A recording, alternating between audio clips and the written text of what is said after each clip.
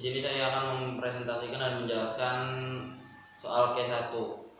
Pertama, untuk peta masalah di sini ada Nona Siti, 30 tahun, datang ke puskesmas. Lalu dilakukan analisis oleh dokter dengan keluhan utama bercak kemerahan, kulit pecah-pecah, disertai sisik dan rasa sakit. Riwayat penyakit sarangnya, keluhan berulang 1 tahun lalu, kadang tangan terasa gatal, tetapi dikatakan bahwa rasa gatal tersebut tidak terpengaruh oleh keringat atau waktu, serta tidak ada luka bagian tubuh lain. Riwayat penyakit dahulu 1 tahun lalu mengalami hal yang sama. Riwayat sosial, asisten rumah tangga atau ART.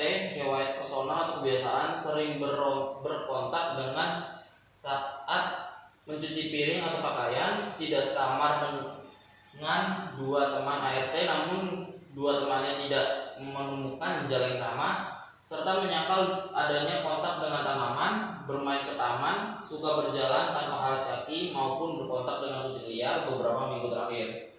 Lalu di sini ada riwayat pengobatan, dibawa ke dokter umum dan dirawat dengan krim dan tablet. Keluhan yang mereda namun muncul kembali setelah obatnya habis. Lalu ada pemeriksaan fisik, tanda-tanda vital dalam batas normal atau DBN, status dermatologis, distribusinya regional, bilateral, dan simetris, karakterisasi multiple, sebagian tampak menyatu atau confluence, irregular, ukuran terkecil 2x1 cm, 5x3 cm, datar dan ring. Tipe lesi, makula eritematosa, visura dan squama. DD atau diagnosis bandingnya, dermatosis kontak alergi, skabies, tinea, dermatomikosis. Lalu ada pemeriksaan penunjang, pemeriksaan lab, pemeriksaan KUH-nya, HIV atau spora negatif. Lalu dokter mendiagnosa pasien ini dengan dermatosis kontak iritan kronis kausa deterjen.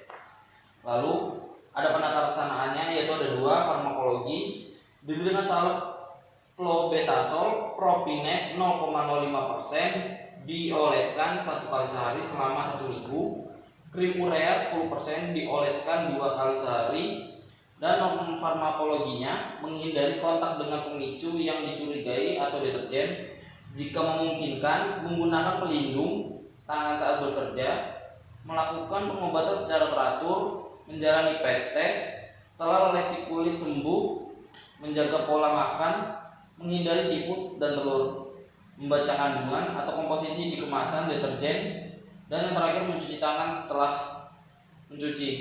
Lalu di sini ada peta konsep. Kulit itu bagian terluar dalam tubuh manusia, gunanya untuk melindungi bagian yang di dalam. Nah, kulit itu terdiri dari 3 struktur, epidermis, dermis, dan subkutan. Nah, atau hipodermis. Epidermis memiliki ketebalan antara 0,4 sampai 1,5 mm, mengandung sel keratinosit dalam jumlah terbanyak, melanosit, Langhans dan Merkel.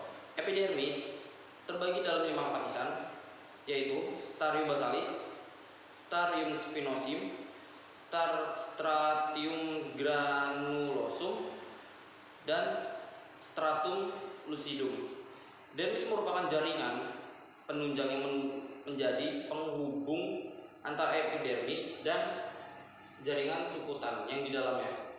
Di dalam lapisan ini terdapat kelenjar keringat, folikel, rambut, serabut, saraf, pembuluh darah, dan matriks. Sedangkan subkutis merupakan jaringan paling bawah atau terdalam dermis yang terdiri dari jaringan konektif, longgar, dan lemak. Kulit mempunyai fungsi sebagai barrier fisik atau pelindung dalam tubuh, proteksi, pengaturan suhu, lalu sensasi, proteksi UV, penyembuhan luka, penampilan fisik, dan produksi vitamin D. Penyembuhan luka terdampak akibat paparan deterjen dalam kasus ini adalah fungsi sebagai barrier fisik yang menyebabkan hilangnya lemak. Di sini hilangnya lemak pada lapisan permukaan kulit dan zat yang menahan air. Lalu dari sini mengilah lesi kulit karena sering terkena deterjen tersebut. Lalu dari mengalami lesi kulit ini dibagi lagi 2, yaitu primer dan sekunder. Yang pertama di primer ada makula, erythematosa dan papula. Lalu yang di sekunder ada squama dan viscera. Dari kedua ini ditemukanlah klinisnya atau diperiksa penunjang, yaitu dilakukan PX test, DKI atau dermatosis kontak iritan negatif, DKA atau dermatosis kontak alerginya positif. Lalu dokter melakukan yang namanya KOA. Ditemukan infeksi jamur, DKI, dermatosis kontak iritan kronis, kausa deterjen yang ini adalah diagnosisnya, dan dokter itu memberikan DD atau diagnosis banding, yaitu Tinea manus cabies, dermatosis kontak alergi atau DKA. Definisinya epidemiologi dan etiologi. Lalu dokter melakukan penata laksanaan dengan farmako dan non farmako. Yang seperti di peta masalah yang tadi, dokter memberikan obat topikal, sistemik, dan dari sini dilakukan prognosis. Di sini saya akan menjelaskan untuk BHP dan PAOB. Di sini BHP ada beneficent. Yang pertama melakukan upaya terbaik sesuai prinsip altruisme. Yang kedua memberikan edukasi kepada pasien terkait dermatitis kontak iritan. Lalu non-revision, yang pertama melakukan tindakan pemeriksaan untuk memastikan kondisi pasien. Yang kedua memastikan dosis obat dan terapi dengan benar agar pasien tidak menjadi buruk kondisinya. Yang ketiga justice, pasien mendapatkan akses dalam pelayanan kesehatan pasien. Yang kedua, pasien tidak dibedakan berdasarkan suku, agama, ras, ekonomi dalam mendapatkan pelayanan kesehatan. Lalu PHOP, yang pertama health promotion, memberikan edukasi tentang dermatitis kontak iritan. Yang kedua memberikan edukasi mengenai pengobatan. Yang kedua spesifik protection.